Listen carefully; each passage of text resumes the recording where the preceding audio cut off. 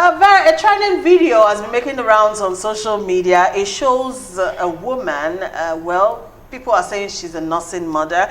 She was left with a swollen eye and a bleeding nose after she was battered by her husband in Lagos. According to the Twitter user who actually shared this post and is also asking for help for this particular nursing mother, she said that this is a common sight. The husband beats her like this every time, and in the video you could actually hear a female neighbor of the woman actually asking the woman to pack her things and leave before the husband would kill her. Let's check out the video.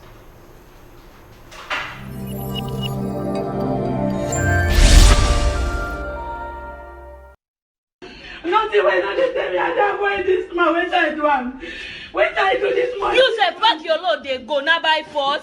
If marriage no work, Mushabe kill you. See all your face, see all your body, see all your body, see all your face. Now by force. How this thing go just kill you throw away? Your own go.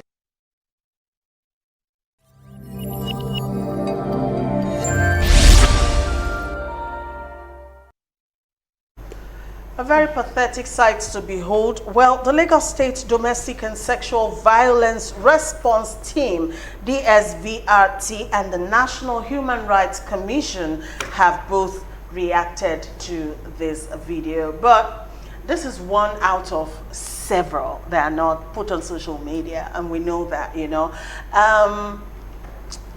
I always like to go to the comment section, you know, when I see videos like this, because I want to tap into the minds of people, you know, when things like this are shared on social media. A lot of people are putting blame on the woman, you know, for having stayed through this sort of, you know, violence and not going away to save her life and that of her children. But I want to come from another side, because a lot of women who might be in this kind of situation as well might understand better why she might want to remain in a marriage such as this. Some women don't have anywhere to go. Yeah. And we run a government system where victims like this don't actually feel protected by the government. I use my words very carefully, because at the end of the day, after all said and done, it's either you return back to the man and the abuse, or if you are financially buoyant, then you can move out and get a place of your own. But what if you are economically dependent on a man who is an abuser like this? Let's discuss, ladies. That's why a woman should not be economically dependent on a man.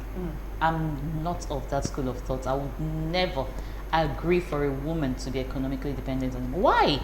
Why do we educate our girls if we're going to have them go and sit in a man's house and wait for him to give her everything? Like, it's disrespectful on its own. You're disrespecting yourself as a woman, just sitting and getting stipends from a man. How much does the man earn? You've already sold yourself and your respect and your dignity the moment you sit down to have a man give you everything. And for crying out loud, if you have earning power, you won't stay in an abusive relationship. You won't. You rightly said some of them don't have where to go to. Some can't afford to go. But if you can afford to and you're staying there, then I'll be checking if everything is all right up there. True. Because for me, marriage is not a do or die affair. Marriage has to be loving, interesting. It has to be a two-way thing. Everything that the man wants to get, he should also be ready to give. If I'm not happy in a place, why am I staying there? I can, there are things one can put up with. No marriage is perfect. But when it comes to abuse, oh no. If a life goes, how do you replace it? Okay, let me paint a scenario for this kind of a woman. You know, did you see her face? Yeah. You know, she's been thoroughly battered and all. And for somebody like that, she has been taking this every single day. Let's assume she doesn't have anything. She has nowhere to go. How would you advise her to deal with this? The question is, there's no one that dropped from the sky. Everyone has a family. But, you know, sadly, it's sometimes you find families who actually subtly put up with this or encourage this. If she wants to come out of it, depending on the kind of family she is from, you might hear some telling her, it will be a shame on the family. This kind of thing is not a tradition in our family. In our own family, we stay in marriage. What do you want the world to say? Because if I'm the mother of that lady, I'll take her out of that man's house the same day. I won't even wait for this to happen a second and a third time before taking her out of there. So I don't understand. I mean, there's no excuse for it. It's annoying.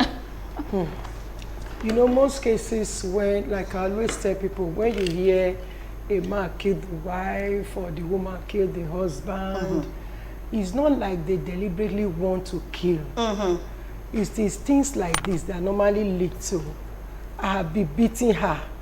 I beat her eyes swollen, she treated herself, she recovered. So let me now injure her hand, she will treat herself, she will learn her lesson. Maybe that eye didn't pay her well. When I hit the hand, she will learn her lesson. And that may just be the end of that life. So I think when it comes to, I believe in tolerance, I believe in patience, I believe in every marriage there are the bad side that we have to tolerate, we have to live with and all that. But when it comes to battery, when it comes to getting physical with somebody, that for me, that is a no-no. At all. That is the point where you have to walk away. Yes. But even as much as we are saying walk away, she said, there is nobody that does not have a family. I want to say that it's not every family that is family. That is a family. There are families that are no family. There are women that her husband will beat her like this and she will pack her load and go to her family house. The family will pack her back and say, we have given you to him, we have given you to him. You have to live there. Do you say such a woman has a family to go to? She doesn't have a family to go to. Just like you rightly said, it is always the best thing for women to be empowered. Yeah. If you're self-empowered, when things like this happen, you have a place to go to. If we're in a country that is working, definitely even with that child alone, you have stipend that the government gives you every month to take care of yourself and that baby. So with that, even the government will even help when you have a case like this. But now we are living, thank God for Lagos State. Lagos State, when it comes to moral support, at least I can give that to Lagos State when it comes to things like this. But I think there is need to go further. There is need to have homes where people like this, where people like this can get refuge, at least for some temporarily, time. Temporarily, yes. I am not really saying that she should pack her load and leave the house. The first thing is that she should just leave. She leaves and the man will get to recover his senses back if it is lost or if it is not done the way he is. You understand? I believe if she walk away and maybe people intervene, the man is given this condition never to touch. I've seen cases where the man gets the condition never to touch again and he wouldn't touch. I've also seen conditions so where the man is given, there is one that I help to rescue. You understand? And the family of the girl said they will never allow him to return to the man. But because of you, mommy, we are not giving our daughter to you. I said, okay, call this boy. If you touch her again, I will personally come and take her and return her to her family. You can't, I bet you this guy still had to raise her and slap this girl. Thank God she's no more with him for now until he's, I'm still talking to him anyway to see that if it will become normal. Because as far as it's concerned, like I told him, it's not normal. Nobody gives children, to give your daughter to abnormal human being. Men that beat women like this are not normal. But you might what just would be have been having the a crime mental of case. a woman that you beat her to the point her one eye is swollen shut? It's not about That man is not bleeding normal, from the my nose. sister. It's I not, think that it's not about the crime of the woman. It's about the guy. The He has guy, issues with yes. himself. You see, men who do such things have psychological issues, and some of I them think don't so. even realize it.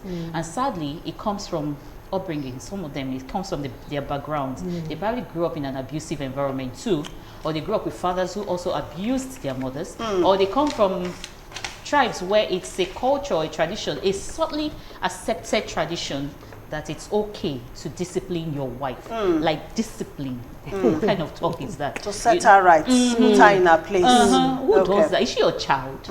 Is she your maid? What if she is also from a tribe that says... Let me tell us a quick story. Okay. You know, when this kind of issues come up, it touches me in a very emotional place because I lost a friend to domestic violence. She was 37 when she died. I still remember her every day. She was my best friend at the time. She had been married for 16 years, you know, and every single day of that 16 years was marked with one form of abuse or the other. You know, at the time when we became friends and she started opening up to me, she was already deep in it, you know, like she had seen it all. Everything you can imagine a man can do to a woman wrongly, she had been through it. And a lot of times when she's talking, it's like she's just telling a story until some of it actually happened that I witnessed, you know, and at that point I'm like, you have to get out of this, you know, this is not good.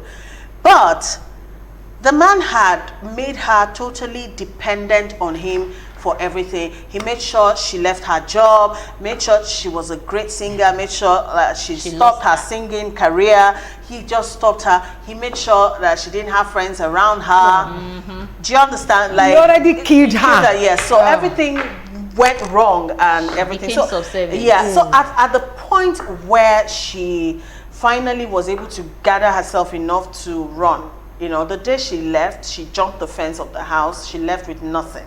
She jumped and left and called me on the phone and told me she was in Cotonou. She had to leave because she had no family really in Lagos.